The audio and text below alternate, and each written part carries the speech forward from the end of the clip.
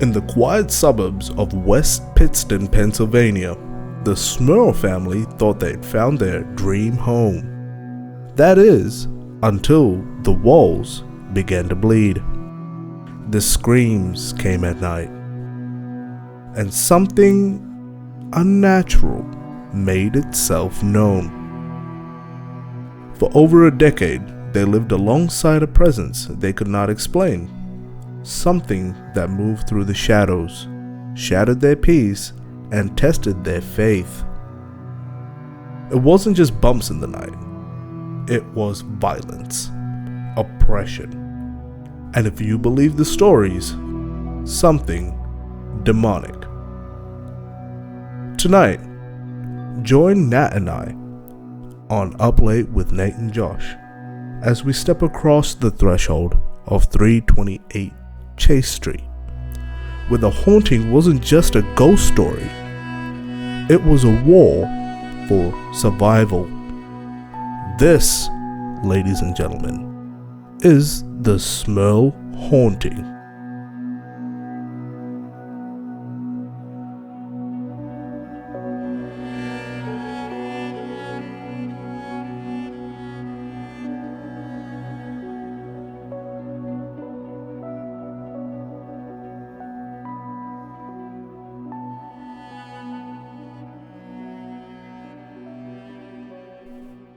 Welcome back, mother truckers and other fuckers, to another episode of Up Late with Nate and Josh.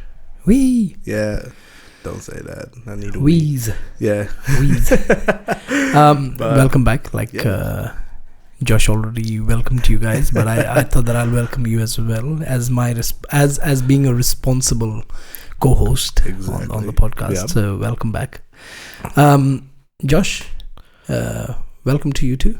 Yes, to another crazy one. Thank you for having me here. Of course. Pleasure's all mine. Brother, I gotta ask before we go into it. Yeah. Where the fuck do you find these things? Yeah, I want to talk about things that suit our genre. Yeah, our type of shit. Our type of content. And so I can't just to be honest, if I were to search mediocre shit, I'm Josh is gonna be wow. Mediocre shit is just a smooth poo. Yeah. Mediocre shit, just smooth. No just texture. Nothing. No carrots. No. Yeah. So you have to have poos. No color of beetroot. Yeah. Nothing like that. Exactly. So in order to please Josh, I have to have non-mediocre substance. Yeah. Smushy. Yeah, it's gotta be remnants of. Yeah. But in saying that, look, we're going to talk about the Smurl family haunting. Yep. Now, for the listeners, this particular haunting is, right now people might not know this as much, okay? Because it's not like the mainstream haunting story, haunted story. It's not something that's spoken or rather spoken portrayed in movies and shit like that. But soon, I think it's this year or next year, the last installment of the Conjuring movie is based on this story. No shit. Yeah. So the new Conjuring movie, which Josh and me are gonna go for, and we'll probably give you a review as well. Yeah. But this particular haunting is based on that, or that movie is based on this haunting. Okay. Now, before we talk about the Smurl family, obviously this is I think more than the family itself, let's talk about the property first. Okay, because I think the house, the structure itself, and in most of these cases, I feel like the structure plays such a big role. You know what I mean? Like that eerie looking that house with multiple rooms, and you got these dim lighting and stuff like that. So I think and most and the best part is, in America, I think most of these houses, like the old school houses, are actually old school. Like in Australia, you have houses that are 18th century or 19th century, right? Yep. But then in America, you got 16th century, 15th century. Yep. And some of the houses you don't even know when it was built. Yep. So people just buy it and renovate it and stuff like that. Anyway, so without further ado, let's talk about the Smurl family haunting.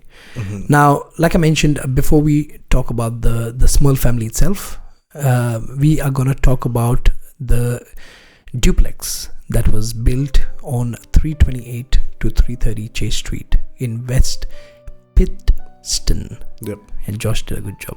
That was because every time, hard, whenever I try to say it, it's like piston. Like that's the natural thing. That's what like I think. Piston. Yeah. Pennsylvania is like there is no reported haunting associated to the property itself. That's why this particular case is it's a bit controversial.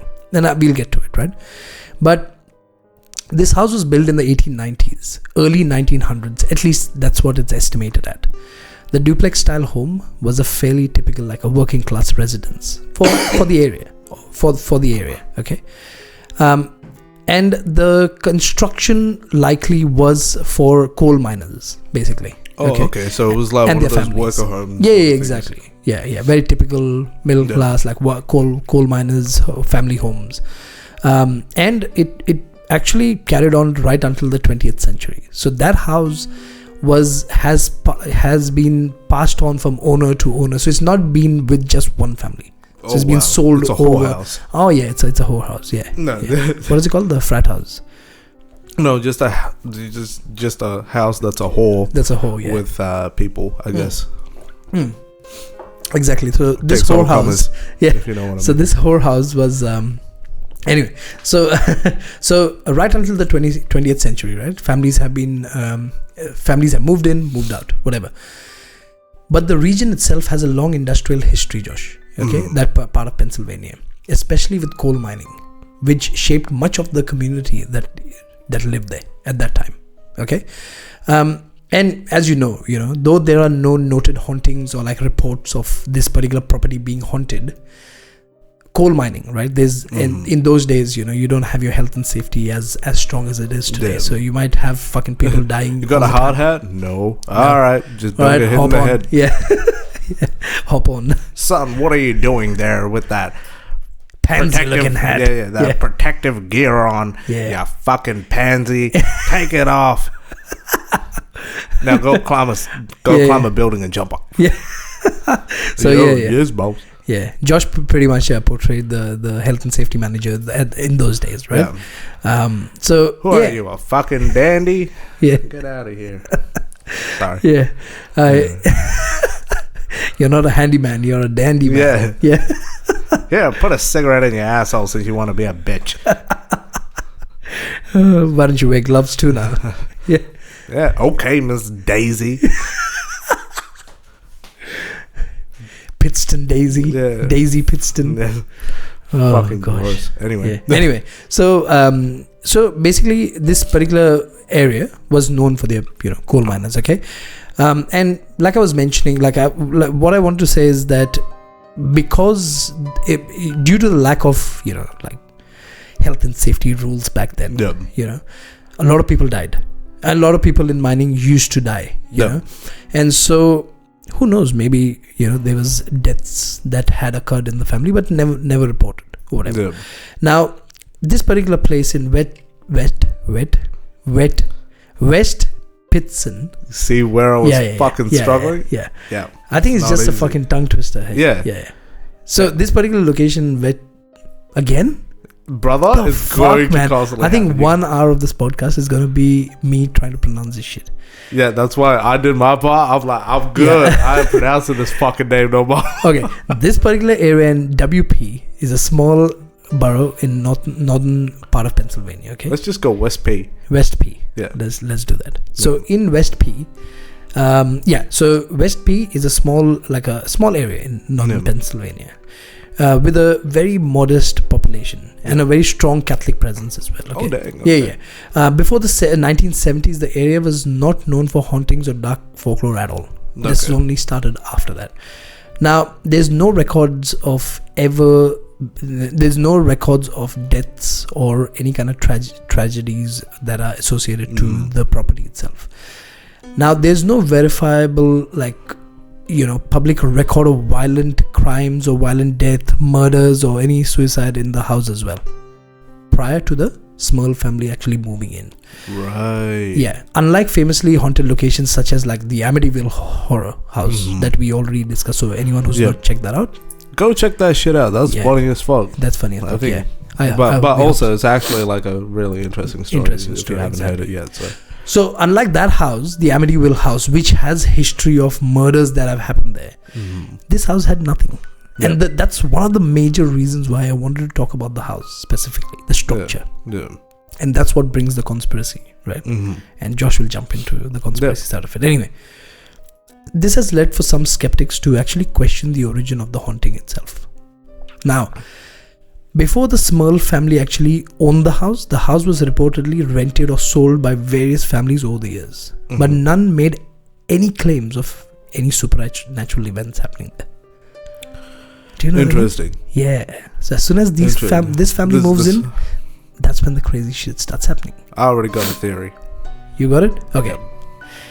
However, before Josh completes his or tells us his theory, it's worth noting that paranormal investigators like Ed and Lorraine Warren, on whom the whole Conjuring fucking franchise is based, later claimed that the entity may have attached itself to the house due to unknown past events or because of the land the house is built on. So it could be Native American land, who knows. Now but no one's ever experienced haunting there. Okay. Now we don't want to like be a wet blanket to this podcast. I mean, I feel by the end of the day, like they could have been something that was wrong, but we'll see what Josh has to say. But what Ed and Lorraine Warren actually, what were they investigating? They were the last hope for the family, basically. Okay. And we'll get into what happened. According to the Warrens, a demonic presence had long been rooted in the house itself, possibly due to any like occult practices, a portal, or any, like curses on the land. They thought or alleged that the home had 4 entities. Now, Ed was the spiritualist, right? But Lorraine was the medium, so the husband and wife, right? Now, Lorraine is the one who kind of sensed these 4 entities. So she said that there was a harmless elder woman, a violent young man, a black mass that moved through the house, and a demonic force behind it all. They're pretty much describing Josh's house here. What's going on? Yeah. Well, no, they're just describing me. Oh, the elderly woman has gone out. So, no, they're just describing me in general. It's like all 4 of my personalities mixed into one. Yeah. What the fuck was I doing in that house again? I've got to look back and check my records and see what I'm doing there. Yeah. Anyway. They believe the Smurl family didn't cause the haunting. It has simply waited for someone vulnerable enough to attack. So, and this is one of the things that I will talk to you about before moving on, okay? A lot of the times when people actually move into haunted like houses, it doesn't start immediately. It takes like months for something to start. And it starts with like maybe a knock or like a scratch on the wall or something. But then these entities feed on attention. So I think if anyone in the family is like very hypersensitive to or scared, especially of like, I'm hearing things or whatever, I think that's when it starts to take off. Especially with like kids who are going through puberty, especially girls who are going through puberty, right? And in the previous cases that we've discussed, it is been like this known fact that especially families with like young teenagers, especially girls, they tend to have these hauntings, right? And I think it is. I feel like the spirits will latch onto them easier. Yeah, because of the emotional changes and the hormonal changes and stuff like that. Because it's a whole state. It's a whole different fluctuation of states mentally, physically. All that sort of shit happening. Breaks down guards, I guess, or breaks down barriers or protective walls that allows demons to latch onto them. Right. Yeah. So, and that's my theory. That or ghosts are just pedophiles. True. Yeah, that's what it comes down to. While the official like history or like a recorded history of the house is very mundane. It's very mediocre. Yep. The paranormal narration suggests a much darker and hidden past that no one knows or no one's ever reported, which has actually revealed itself after the Smurls moved in. Okay. Not the Smurfs. The Smurls. The Smurls. Yeah, okay. What if it's an entity that they have latched onto them instead of it being the house itself? Yes, Ed and Lorraine said that there's 4 spirits that are moving around. They could have brought all 4 spirits with them, right? Yeah. Or maybe the spirit of the old lady and the suicidal kid were already there. Yeah. But because they're harmless entities, and the Smurl family had this dark, I like that, ghost energy with them from long before, Yeah. who hadn't revealed itself until it was able to manipulate these ghosts or the other entities that were in that house to do these things. Yeah. Maybe that's what happened. Yeah, because and that the makes thing sense. is, if they were never haunted again, maybe it was more attached to an item than it was to them. This is the first time Josh is leaning into a spiritual angle, and I'm like going towards the other way. Yep. And we'll see what happens. But that's good. So let's keep that theory in mind while we go through the story now. Okay? Yeah. Since the house had no prior evidence of hauntings or any reported murders or anything that happened there, let's talk about the Smurl family and what could be the reason the hauntings started. It began like any other family moving into a new house. Not a new house, but like an old house. Okay? But a new house for them. Yeah. So when Jack and Janet Smurl, moved into... You're fucking joking. Their name's Jack and Janet? Yeah. Alright, get the fuck out of here. Yeah, Where's Papa Smurl and Smurlette? Yeah. Fucking Smurlette. Glasses, Smurl. Yeah, iconic. Yeah. J&J. So when Jack and Janet Smurl moved into their new duplex at 328 Chase Street in 1973 with their daughters and Jack's elderly parents as well, it was meant to be like a fresh start for them.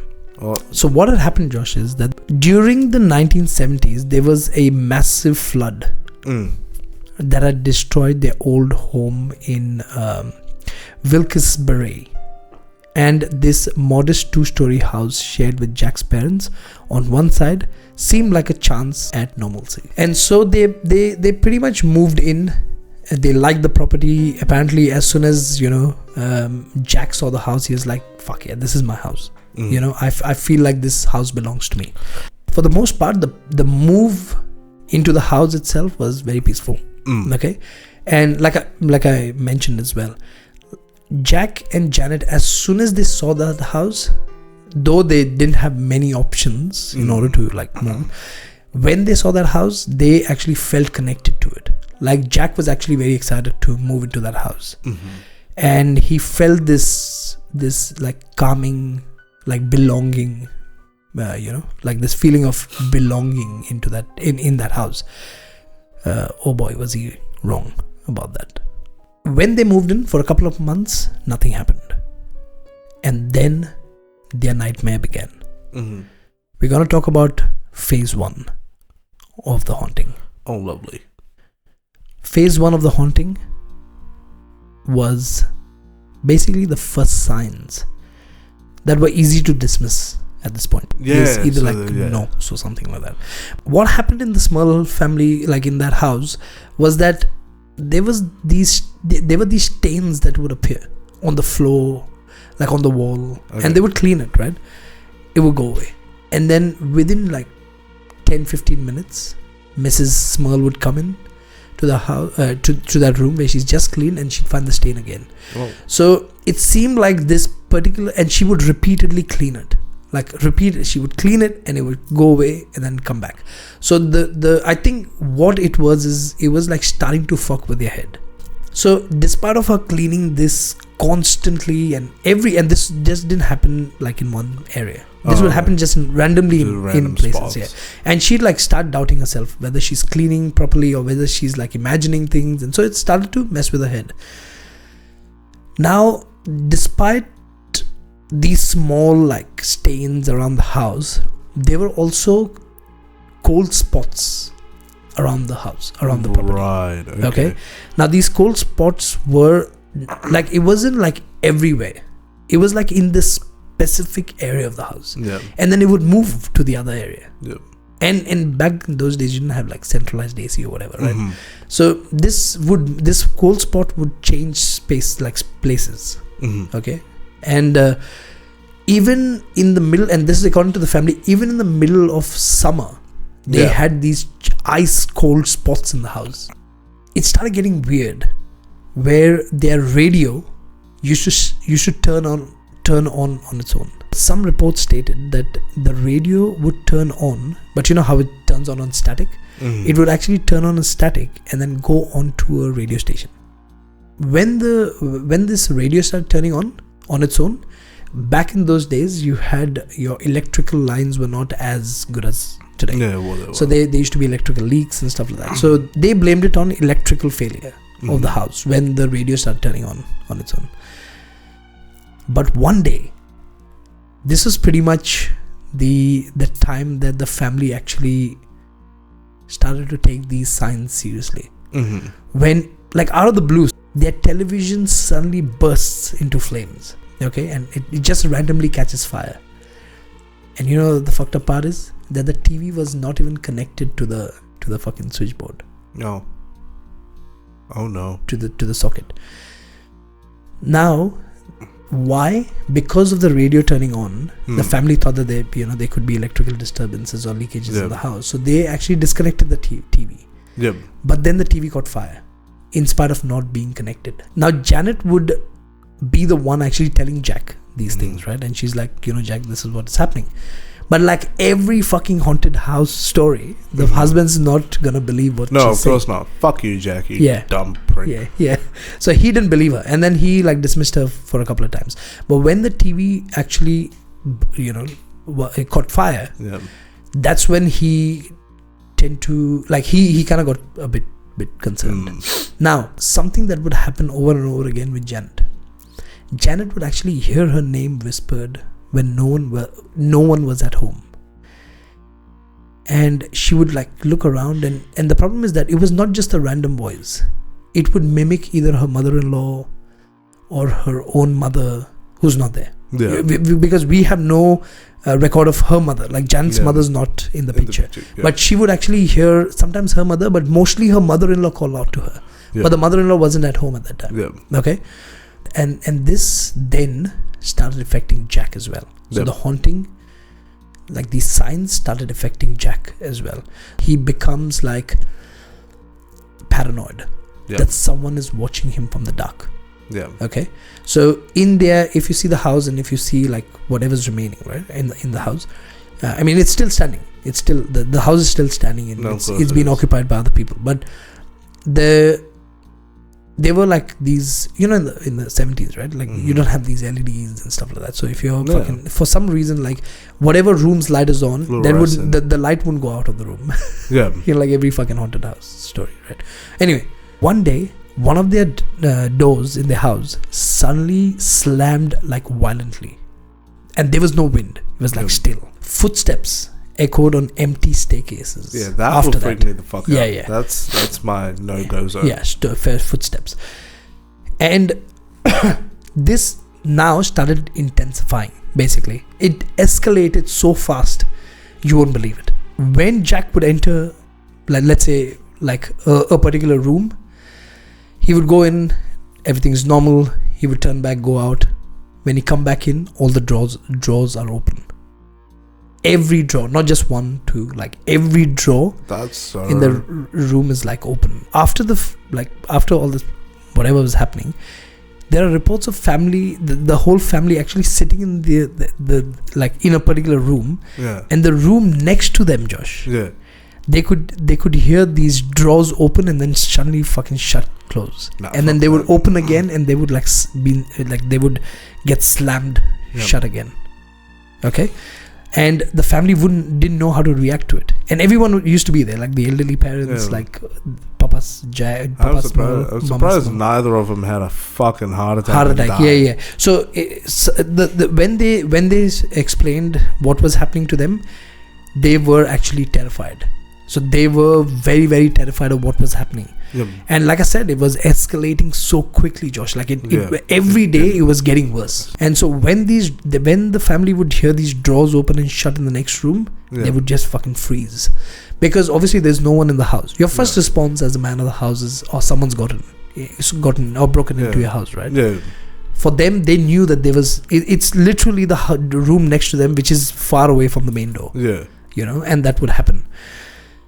Now comes phase 2, where shit actually starts to get a bit serious. Mm-hmm. Now, over the period of time, when these small signs and these small disturbances, and then it moves on to these drawers fucking slamming and these doors slamming and footsteps on the empty staircases. Yep.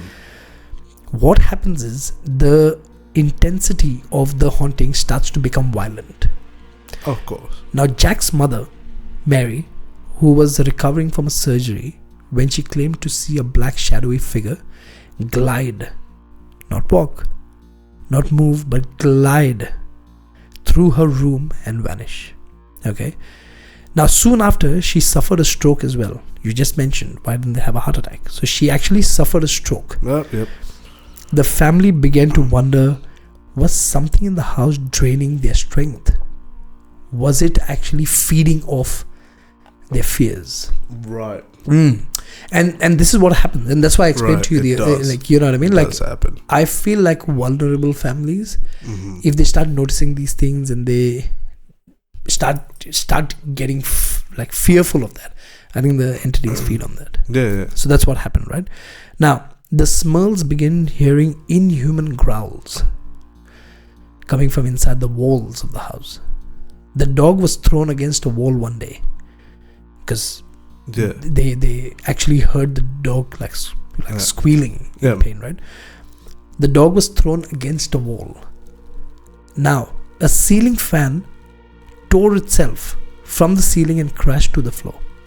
So it started to attack the family members now. Even their dog, the animal, the fucking, you know, it's just going, it's intensifying, right?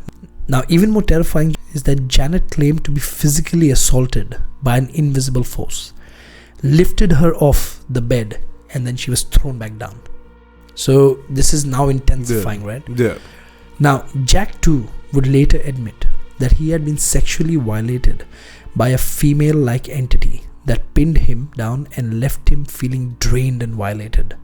Now, the report that I've got, or the research that I did, there are a few reports that suggest that this particular evil entity that was sexually assaulting Jack is known as a succubus. Yeah. Okay, now succubus is an ancient, it's not a folklore, but it's like yeah. So it's known to have a female face, but like a body full of scales. Yeah. And it's known to like drain people, like drain their strength and drain like they just ectoplasm and everything. Yeah.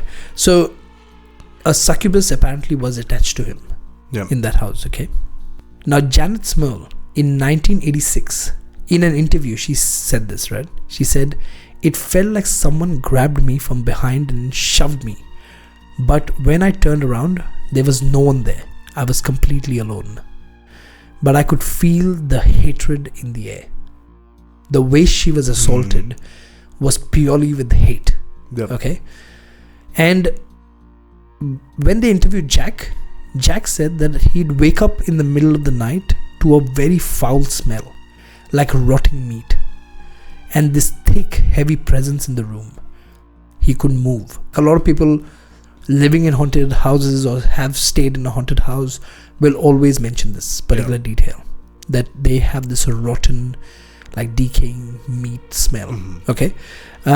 Which is a sign of a demonic presence. So it's not an evil spirit anymore. So it is actually a sign of a demon. Yeah. Now, there were neighbors who reported as well. Okay. Some good neighbors. Some neighbors said that they heard strange noises like screaming or saw lights flickering in the room. Yeah, I bet they did. Yeah. I bet they did. I bet you the light was flickering. Light wasn't the only thing getting flicked. Yeah. Jack and the Jack, you succubus. nasty succubus motherfucker. He'd pretend to go to work. He's like, honey, I'm going to work. And then he probably had to quit his day job. Yeah. Just to keep his night job alive. Yeah. You know what I mean? You know what, guys? We've been hiding a My secret. man pulled a double shift. The reason why Josh knows all this is because Josh's first name, before he changed his name, was Jack. Yeah. He is Jack Smurl. Everyone, put your hands together. We've got Jack Smurl. Hello, everybody. Yeah. Yeah. How was your experience, Jack, in the house? Smelly but fun. Smelly but fun. Smelly but fun. Is it smelly but with a double T fun or smelly but it was fun? Bit of both.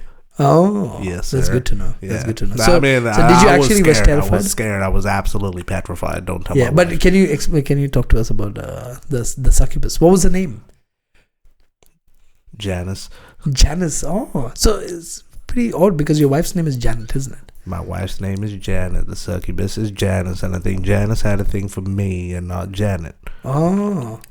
And it started off with some forks. Some forks. Some forking, and then forking. Oh, yeah. Some good old forking. Pitchforking. Yeah, pitchforking. Dinner forking. Yeah. And then she started banging on the drawers. Was she done forking? I don't think we ever got done forking. I think. Are you still forking or the not? Time I better go back. Oh, you gotta leave. I thought we it's booked bedtime. in the. Yeah, we did, but it's bedtime. I think. And you're terrified, clearly. Yeah, I'm petrified to go back to that house, but I have to for unknown purposes. All right, we'll. Okay, Mr. Jack. Thanks for being here. Anyway, cool. You're welcome. So. Beep. So basically, neighbors saw the lights flickering in the house when no one was at home. Okay. Yeah. Now, one of the neighbors even refused to enter the house after allegedly hearing unexplainable knocking from inside the walls during a visit to the house. Okay. Yep. And this was basically just phase 2 of the haunting. How many phases are there to this haunting? There is about 3. Oh, okay. Yeah. So we are the God. last I was phase. going to say, son of a bitch. No. What kind of fucking haunting is this? The fuck is this succubus doing? So, yeah. So Ghetto succubus too, a she black sucked him figure. off. Yeah. Succubus jacked off. She definitely gave him a succubus. So yeah, succubus jacked off. Till the end There's a the joke story. there. Yeah. Succubus jacked off completely. Yeah. Throughout the story. I bet. Yeah, after the end of the story, she would have. Yeah. Now phase 3 was where the family acknowledged that something weird, something dark was in their house. Okay, so now they I was just gonna say, now I understand why it took Jack so long to get the fucking to get thing. desperate. Not desperate, but to see the whole thing properly. Yeah, because she was like, remember how you said earlier that she noticed it first. Janet noticed everything first. Yeah. And Jack was like, no, that wasn't happening. That never happened. Yeah. So this motherfucker knew exactly what's going on. Knew damn well that there was a ghost in the house, but he was poking the ghost. Yeah, he was forking, giving it some of that long pig. Yeah. Wagyu beef. Yeah. Rotten Wagyu beef. Wagyu beef. Wagyu beef. Yeah. So phase 3 basically was when the family accepted that stuff was going on in their house. Okay. And what happened, Josh, is that they started now getting desperate for help. During phase 3 of this particular haunting. And when I'm talking about phase 3, George, these are not months, okay? These are years. Oh, yeah. Years of them actually struggling. So from the 1970s right until 1980s, they were just fucking going through this shit. That's almost a decade of them going through this shit, right? Oh, that's fucking phenomenal. Yeah, exactly. The Smurls reached out to a Catholic church, finally.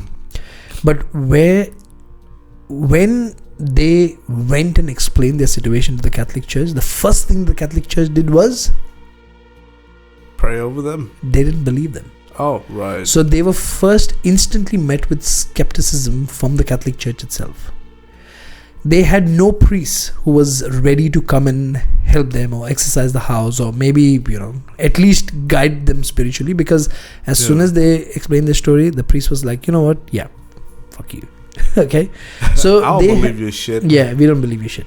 With nowhere else to go, or no one else to turn to. Yeah, they contacted the nation's most famous paranormal investigators. That's when the Lorraines came in. Yeah. The Lorraines, not the Warrens. The Lorraines and the there was a good. Edwards. I mean, like, I wish we'd said the Warrens. Yeah, I know, because it was such a good so thing. Sick. Fuck, we fucked up, man. Yeah, we shit. No wonder this podcast is not fucking. It's not growing. Shit. Yeah, because we keep fucking up the names. Yeah. Anyway, this is where Ed and Lorraine Warren. Yeah, the Warren. Yeah. I was gonna say. Yeah. The Eds and the Lorraines. That was like the best voice over there. Both of us actually, for the first time, we're like, actually, so this is where the Lawrence came in. What the fuck? No one listens to our shit, man. You know what? Fuck this shit. But it's time for us, bro. It's already time for us, smoke break. But anyway, we're gonna continue. Once we put our hand to the plow, we don't move back. Yeah. Anyway, that is where Ed and Lorraine Warren came in. Okay. Yeah. Now, I didn't mention this earlier that Lorraine was a clairvoyant. She claimed that she saw a very powerful demonic entity latched onto the family. She described the house as a booty. Yeah, with a thick booty. With a smelly, thick, juicy. All right, calm down, bro. Settle down, bro. So for some reason, I started thinking like Jack. Shit, no, I'm Nate, not Jack. Now Jack the Ripper, more like Jack the Gripper. Yeah. Or Jack the Sniffer. That's good. Yeah, five. Nice. I'll play that. Yeah. Anyway. This podcast is going under edited, bro. I can't be bothered. There's too much shit to take out. It's fucking brilliant. Fuck that shit. Anyway, so she described the house. She, as in Lorraine, described the house as a conduit to hell itself, like a portal to hell. Ed Warren recorded violent knocks, growls, and also cold spots on tape. Yep. So he had like physical evidence of this shit happening. Yep. So clearly, Jack is not lying. Janet is not lying. The family is not lying. They at least according to Ed and Lorraine, right? Now, Ed and Lorraine were, and let me put this out, right? Ed and Lorraine were a very well-known investigators back then. They were the OGs, basically. Yeah. You know how you have like Paranormal Nightmare and you have fucking Zack and stuff like that. And today's they were the OGs where paranormal investigation was concerned. Okay, now. But also, there were certain things that Ed and Lorraine also did that people thought that they were bullshitters. Like they were con artists. And we will get into that in a minute, okay? Yeah. When Ed recorded these things, he was then, he was able to get the family help because now he had physical evidence of what's happening. The Warrens also claimed that they were four spirits tormenting the family. A harmless elderly woman. A violent young guy. A black mass that slithered along the ceiling. Oh, okay. Yeah. Weird. And something else. Maybe a demon or an ancient or intelligent being that orchestrated the whole chaos. So there was a leader demon who would orchestrate all this, and then there were these four or three demons or entities. Then starts their main spiritual battle. And Josh, I know we're joking about this, but if the story is true, the family's gone through hell, living in that house, they can't afford to sell it, no one's gonna buy it if they say these things.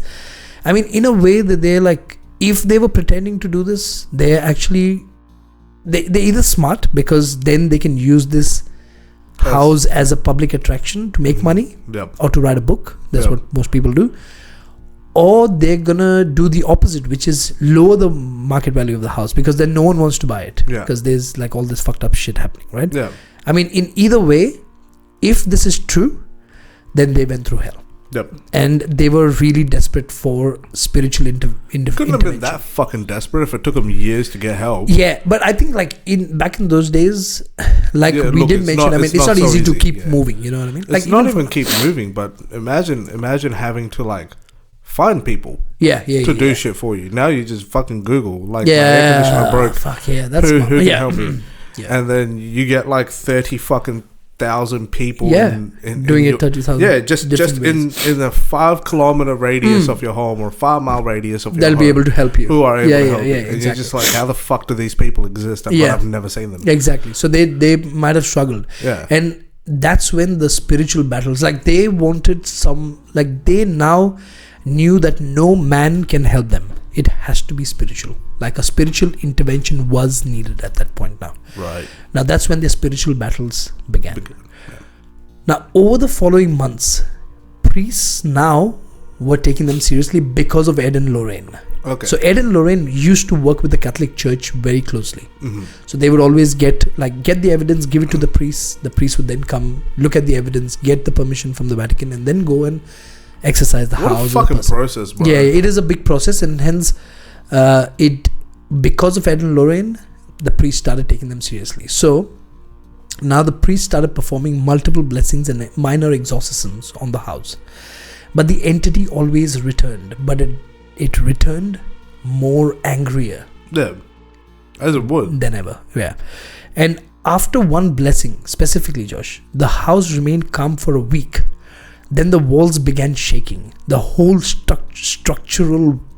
Yeah. The structure of the whole structure started... the building started shaking. And while it was shaking, there was like this stench that filled up the whole house. Like a very foul stench.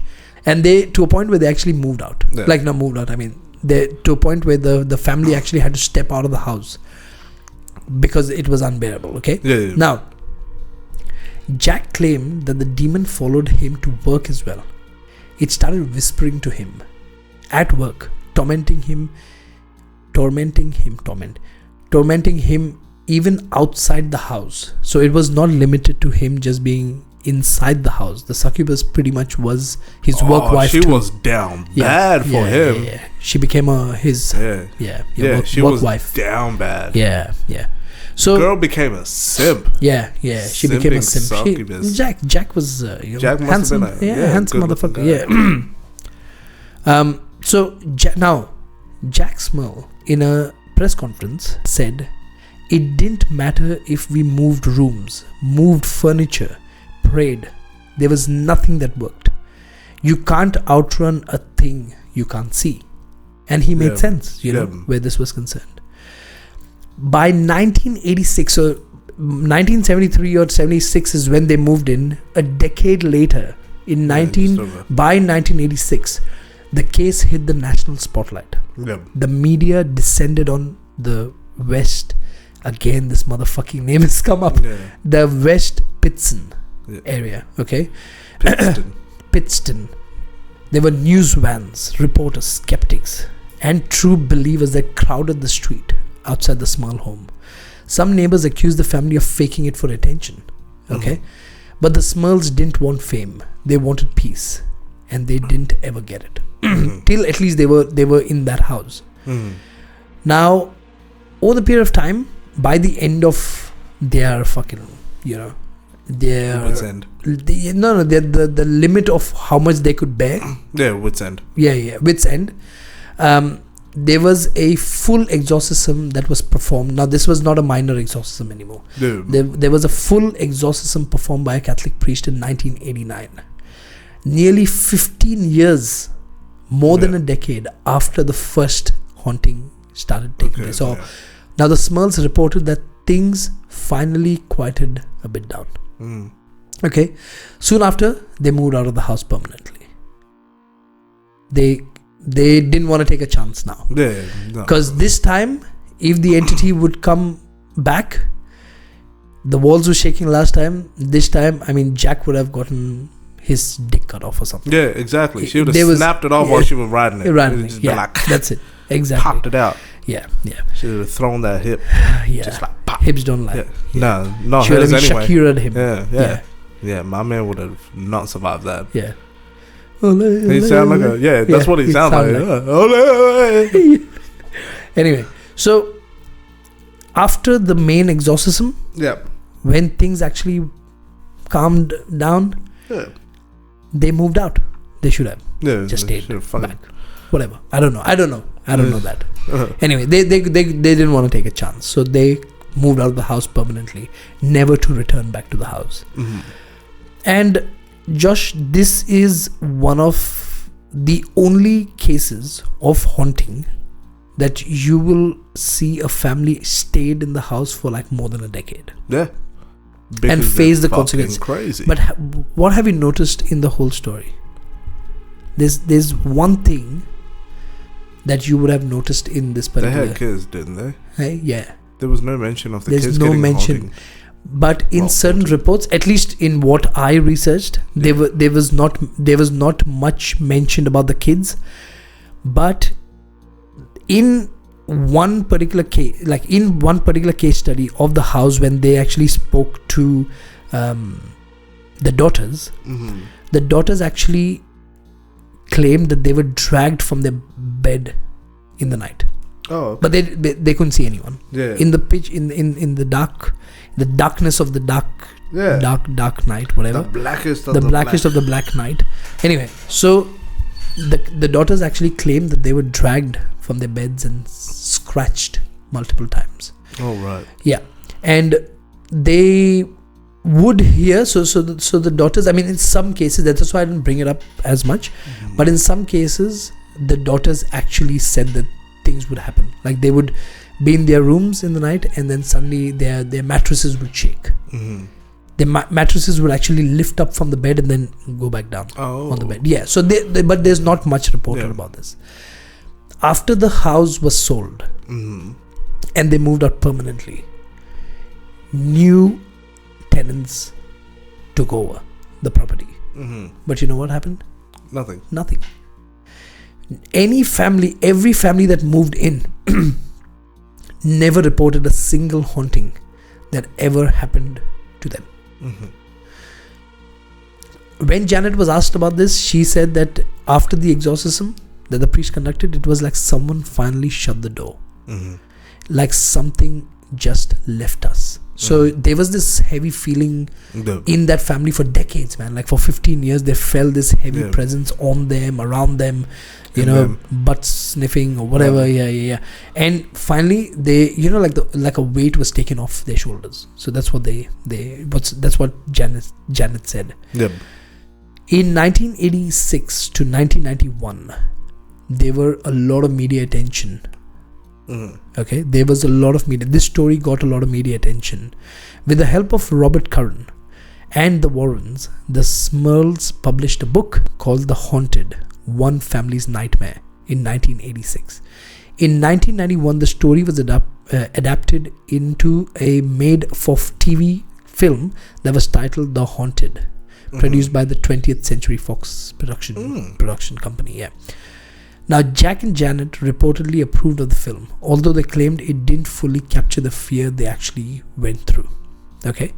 So if anyone wants to check out what they might have gone through, or at least partially, check out the movie. Watch the movie The Haunted. The family withdrew from media completely. If they wanted gains on attention, why would they get away from the spotlight, right? And they did that in the early 1990s. Yep. Jack and Janet made occasional statements, mostly retaining that they stood by everything they said. They never changed their statements, none of them, for years. Okay, the daughter Karen later became involved in paranormal investigation. Actually, oh, interesting. Yeah, perhaps influenced by her early childhood experience. Janet said in an interview, "We never wanted fame. We just wanted peace and safety for our kids," and that's fair. Yeah, and we 100%. Understand that, right? That's what you'd want. Yeah. There are certain things that are unknown that you can never prove does not exist. Exactly. It's the same thing with science. You can never prove anything. Yeah, that's why it's a theory. That's why it's a theory. So just because you don't see it doesn't mean it doesn't exist, right? So I believe that if you are going through like spiritual battles specifically, I feel like there is a silver line. Yeah, I think there is a silver line, and sometimes what happens, Josh, is that these kind of cases, if someone's going through this, it tends to destroy them mentally. That's why in the Bible it says you got to outwit the devil. Yep. It doesn't say you got to outrun the devil. Yep. You can never outrun the devil, right? No, you can't. You cannot fight the devil. No, but you have to outwit. You have to be smart. you have to, because it's gonna damage your mind first. It's gonna fuck with your head first, and that's why I believe like not all demonic possession or hauntings will happen with like a man with like 2 horns and a tail coming in, standing in front of you, right? It will happen in different ways for like 2 different people. People who don't believe in ghosts might not even experience paranormal activity, but then they'll suddenly get violent and they'll start becoming abusive at home. I think all of that some way relates to an influence by the devil, and I think it does happen in 3 stages, especially haunting in a house. It happens, I think, in like 3-4 stages. I believe it happens first. It is like a induction process, and then there's like oppression, and then there's like possession, and then there's like exorcism. That's what we spoke about. You have to, but then we were talking about like exorcism of a person. So with an individual, like if a person is possessed, I think it happens in 3 stages, where there's temptation, obsession, and then possession. But for a structure, I think it starts with like induction, where like it's like introducing like little signs, and then I think it goes into oppression, where the whole family's struggling because the man's fucking gone weird, violent, the wife's on antidepressants, or like I'm not demonizing antidepressants, but I'm saying like the wife who's never been depressed in her life is now like going through like really bad mental trauma. And then the kids are like losing interest in studies, and they're not like, these are small signs. And if that's happening in your household, I believe something's wrong. You gotta seek help. Go to church. Get some help. You gotta take your wife to church. Yeah. Damn. Yeah. But anyway. Yeah. In saying that, any final thoughts, Joshi? Nah. My final thoughts are, fucking tell us what you believe. Tell us what you believe. Yeah, tell us whether you feel like this is a legit haunting or it's a hoax. It's hoax, whether it's made up. But and stay tuned, because if we exactly, dick. Sorry. It's okay. I'm kidding. I don't want to be like Jack. No, exactly. I was gonna say, if any of y'all have had your face written by a succubus, let us know. Let us know. I'm curious. No. I just want to vicariously live through you. I'm very happy in my marriage. Sure. Not that I'm married, but I'm He's very married happy. to a succubus. Then his girlfriend goes to work. No. Yeah. But I mean, look, I mean, write to us. Whatever your give thoughts us your are. experiences. If you've driven past the house as well, tell us what it's like. Like, tell us what are it the looks vibes like. Have you gotten anything strange driving past that place in Pennsylvania? I'm not going to say the name again, so fuck you. Let us know. Talk to us. Communicate.